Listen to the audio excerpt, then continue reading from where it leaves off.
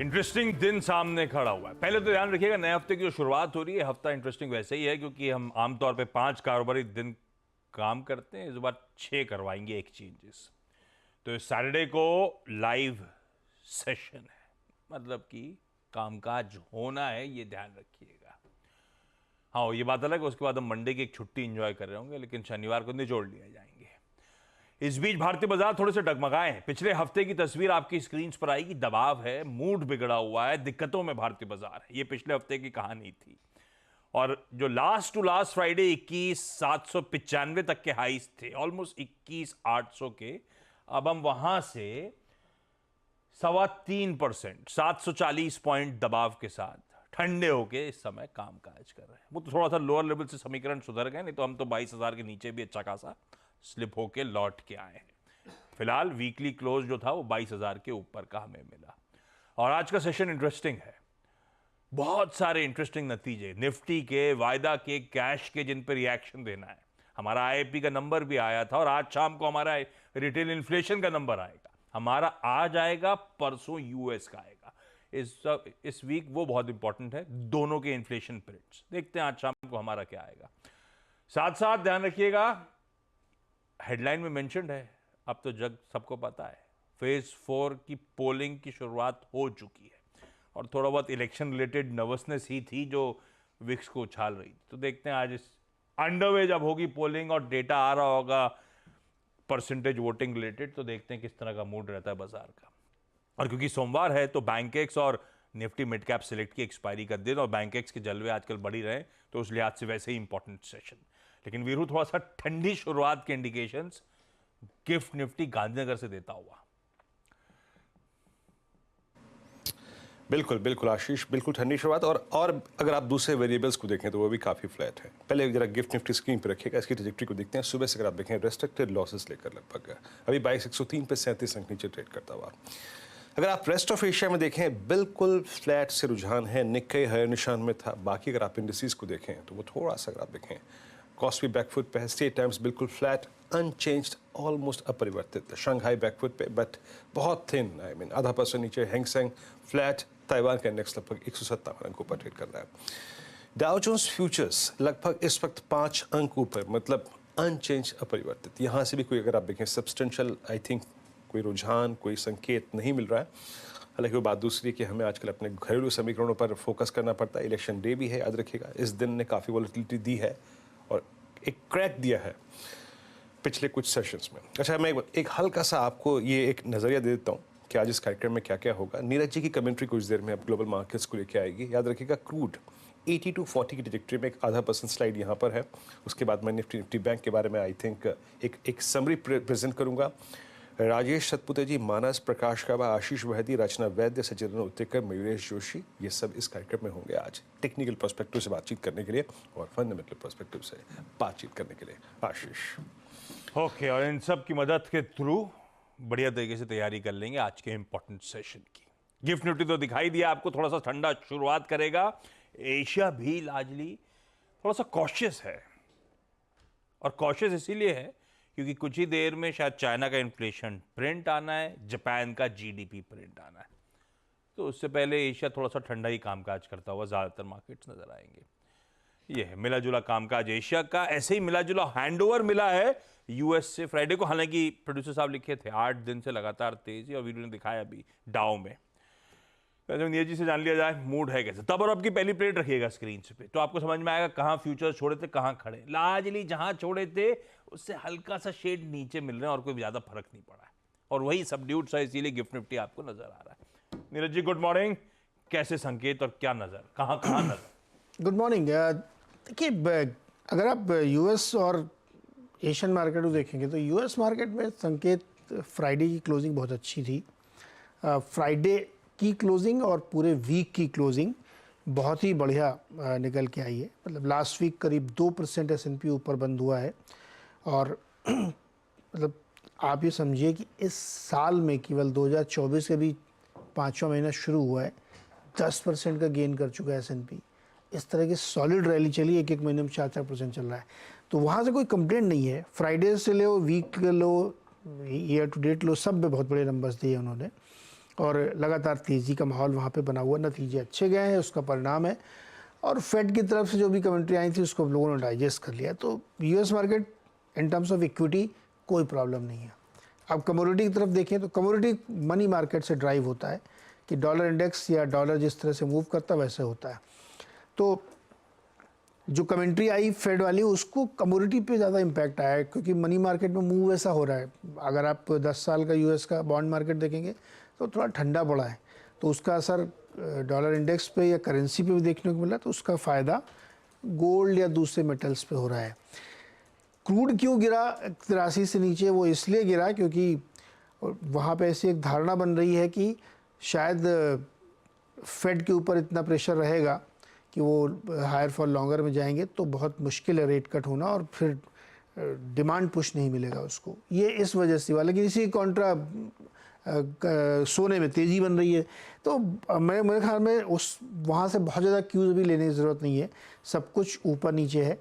इस महीने इस हफ्ते इन्फ्लेशन के नंबर आएंगे यूएस के। मंगलवार को WPI और बुधवार को CPI। ये नंबर थोड़ा इंपॉर्टेंट होंगे क्योंकि इसके बाद अब अगली बैठक है 11-12 जून की, तो मार्केट उस पर थोड़ा सा ध्यान रखेगा। अदरवाइज संकेत बढ़िया है।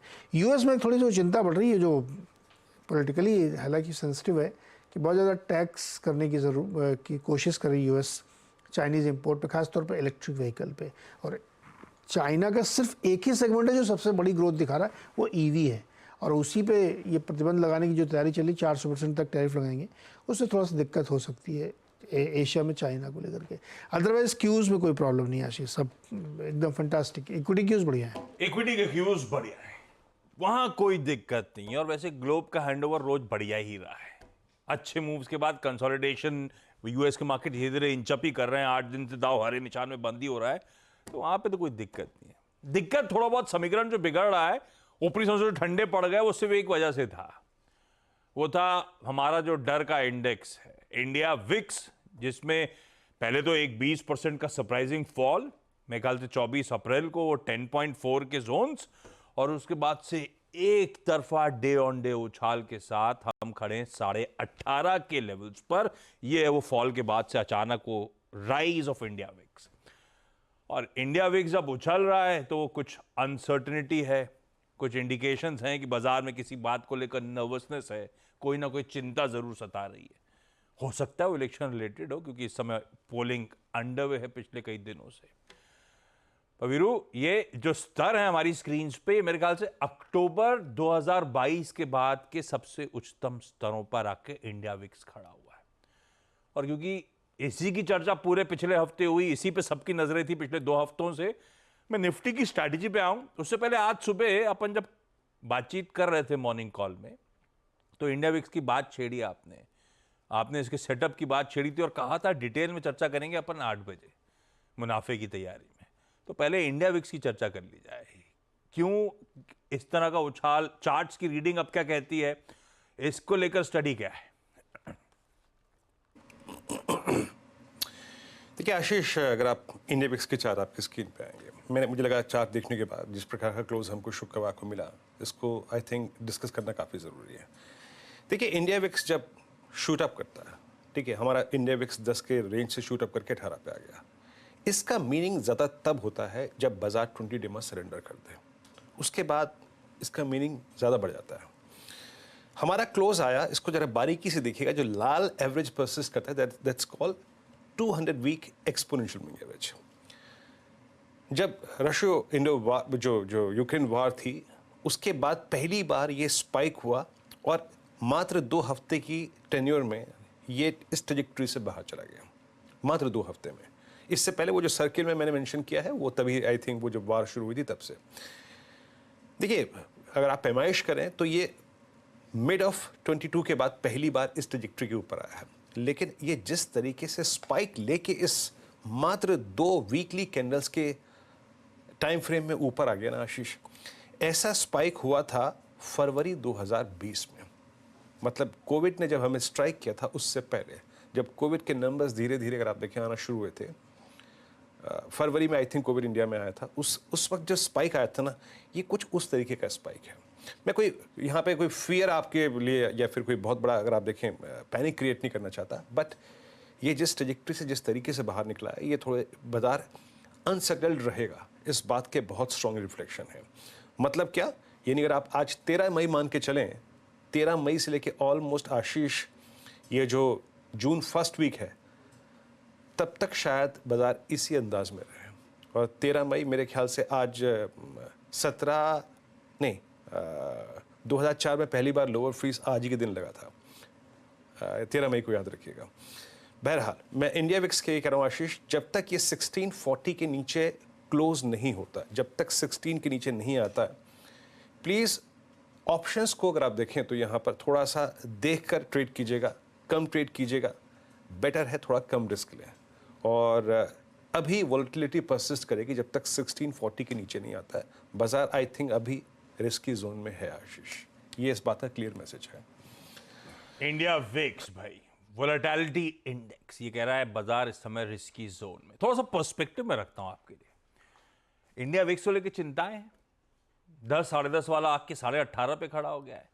हिस्ट्री पे जाइए और हिस्ट्री में देखिए इलेक्शन, जनरल इलेक्शन का समय 2019 में भी जनरल इलेक्शन जब हुए थे तो यही ऐसी अप्रैल और मई के बीच में फेजेस में हुए थे। उस समय इंडिया विक्स 14.9 से इंचअप करते करते 28 तक गया था, और जब इलेक्शंस का वर्डिक्ट आया कूल ऑफ होके 12 पे गिर गया था। और 5 साल पहले चले जाइए, 2014 की सेम कहानी है, उसमें भी अप्रैल और मई में इलेक्शंस हुए थे साल 2014 में। इंडिया विक्स 14 का 38 तक गया था, उसके बाद वर्डिक्ट की कूल ऑफ हुआ था। तो इस बार जरूरत से ज्यादा ठंडे पड़ गए थे। अदरवाइज इलेक्शन रिलेटेड भाई 5 साल में एक बड़ा इवेंट है, उसे बाजार ऐसे ही प्ले करता है, ऐसी नर्वसनेस के साथ अप्रोच करता है, और ये हिस्ट्री वही कहती है। तो ऐसा कोई बहुत बदला नहीं है, और ऐसा कुछ बहुत मूड भी खराब नहीं हुआ है। वो तो दिन भर चलता नहीं है तो हम अपसेट रहते हैं, अदरवाइज हाई से 3.25% तो करेक्ट हुए, इतना चला हुआ बाजार। पर ठीक है, पिछली बार वो साइकोलॉजिकली इंपॉर्टेंट या बिल्डअप के लिहाज से इंपॉर्टेंट वीरू 22,000 के स्तर भी छूट गए थे। मेरे ख्याल से थर्सडे को हम लोग 21,932 के लोज छू के आए थे, तो इंपॉर्टेंट जोन से बाउंस बैक तो कर गए। अब वो प्रीवियस वीक के लोज और निफ्टी की फ्राइडे को थोड़ा बहुत जो हरियाली नजर आई, इन सबको पर्सपेक्टिव में रखते हुए निफ्टी को लेकर पहले अप्रोच, उसके बाद निफ्टी बैंक पे उतरता हूं। कैसा लग रहा है, कैसा पोजीशन है हमारा, आज का अप्रोच क्या रहेगा?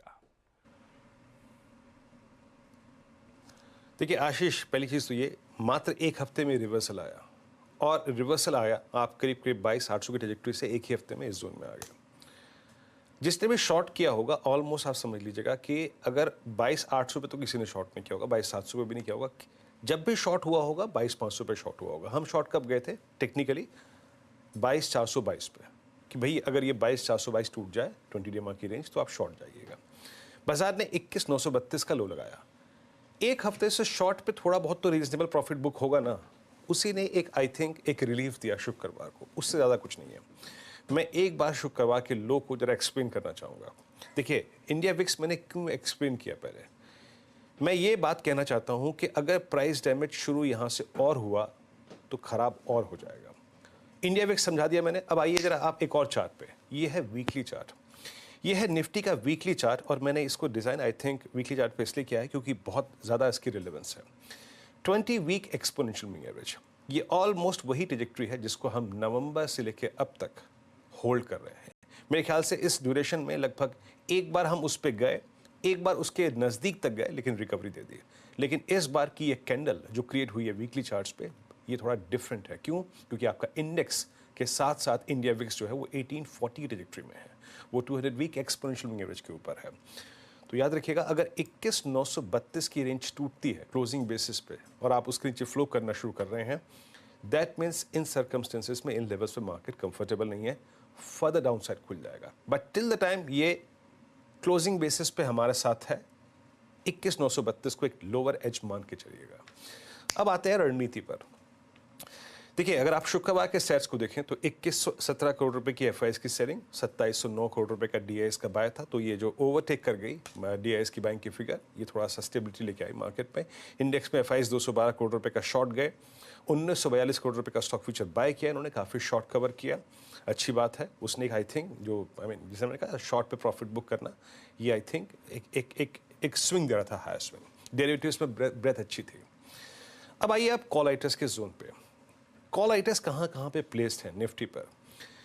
कॉल आइटस ने एक स्ट्रॉन्ग ग्रिप ली हुई है आशीष 22,100, 22,200, 22,300 की रेंज में। अब इसको एक एक करके समझेंगे ये जोन कौन सा है।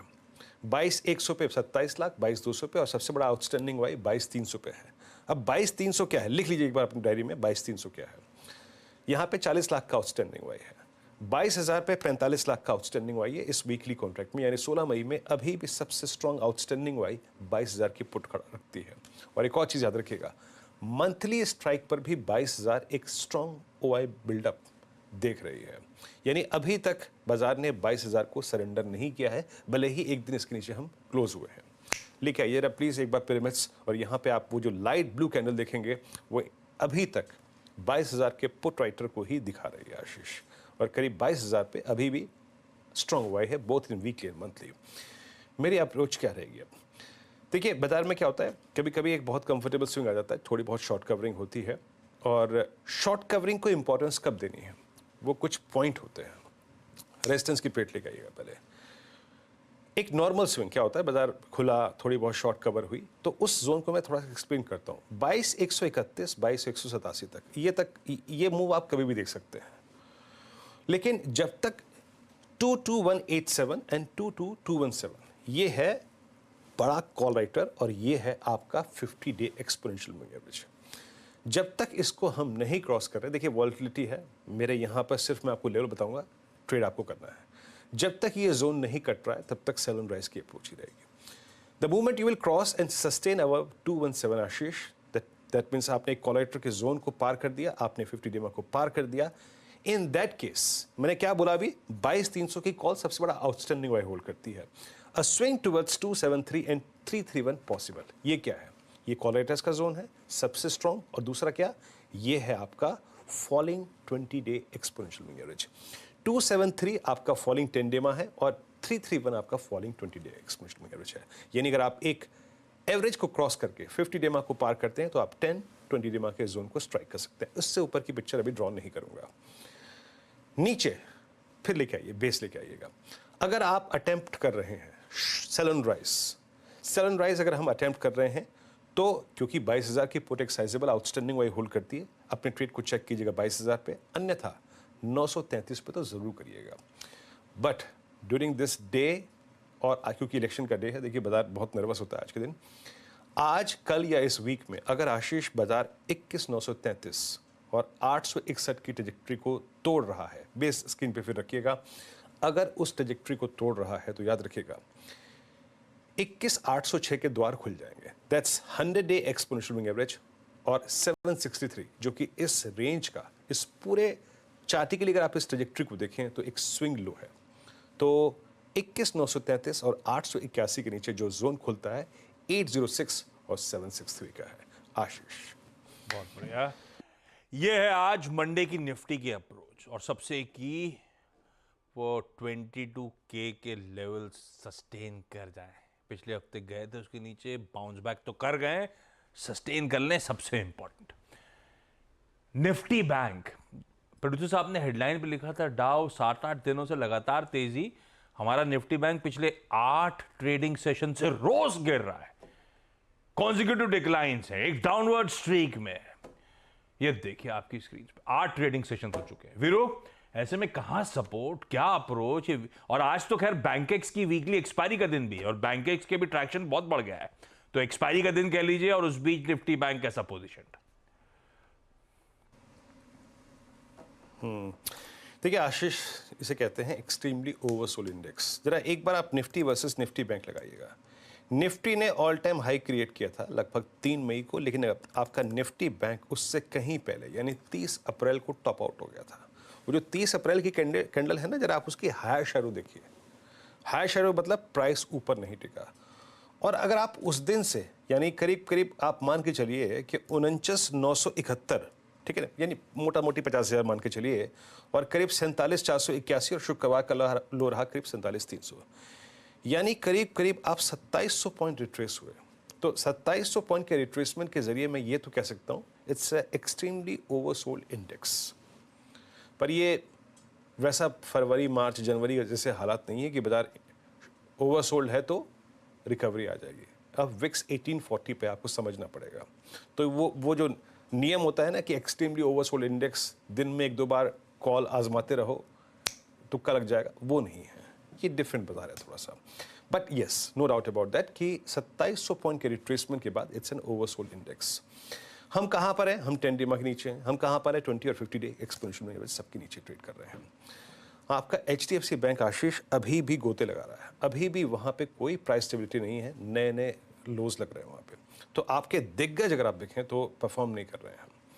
ICICI बैंक भी थोड़ा सा बैकफुट पे आ गया, SBI भी नंबर्स के रिएक्शन नहीं दे पाया अभी तक। तो मैं अभी तक ये तय करने में बहुत मुझे दिक्कत हो रही है कि अगर मैं एक पुल बैक की पिक्चर ड्रॉ करूं तो वो पुल बैक कौन जनरेट करेगा। इसीलिए अगर आप देखें कहना बहुत मुश्किल है अभी कि ये पुल बैक आएगा कि नहीं आएगा। But till the time pull back नहीं आ रहा है, हम अपने लेवल्स को डिफाइन कर लेते हैं। अपने स्क्रीन पे लेके आइएगा पिरामिड्स। सबसे बड़ा कॉल राइटर 48,000 की स्ट्राइक पे परसिस्ट करता है। इसने एक स्ट्रॉन्ग ग्रिप ली हुई है इस ओवरसोल्ड इंडेक्स पे। यानी ये तो हमें एक मालूम चल गया कि अगर ये ओवरसोल्ड इंडेक्स 48,000 के जोन को एक बार के लिए काट जाए तो शॉर्ट कवरिंग का स्विंग आएगा। और हमें अगर सेल ऑन राइज की अप्रोच रखनी है तो सिर्फ इस ट्रैजेक्टरी तक ही रखनी है, याद रखिएगा। अब लेके आइए लेवल्स। थोड़ा लेवल्स को मैं डिफाइन कर देता हूँ यहाँ पर, नोट करके रखिएगा। सारे लेवल्स बड़े क्रिटिकल हैं। आपकी स्क्रीन पे आएगा पहला रेजिस्टेंस, देखिए 45,700, 45 और 47,710, ये एक रेजिस्टेंस का लेवल है। पहला क्या है? Call writer. दूसरा क्या है? That's falling 50 day exponential average. आप इस ट्रैजेक्टरी पर भी सेल ऑन राइज की अप्रोच रख सकते हैं। और इवन मैं मानता हूं कि 710 अगर बाइसेक्ट हो जाए तो बाजार यानी निफ्टी बैंक स्ट्राइक करेगा 934 एंड 48,020, 48,020। 48,020 जब तक पार नहीं हो रहा है तब तक मैं सेल ऑन राइज की अप्रोच रख रहा हूं बैंक निफ्टी पे। फिर लेके आएगा रेजिस्टेंस की प्लेट। बट अगर 48,020 क्रॉस हो रहा है तो निफ्टी बैंक एक ट्रैजेक्टरी को अटेम्प्ट करेगा, that is 48,340, that's falling 20 day exponential average. 340 के ऊपर की पिक्चर ड्रॉ नहीं कर रहे हैं, लेकिन अगर 340 पर भी क्लोज हो जाए तो एक स्ट्रॉन्ग क्लोज होगा।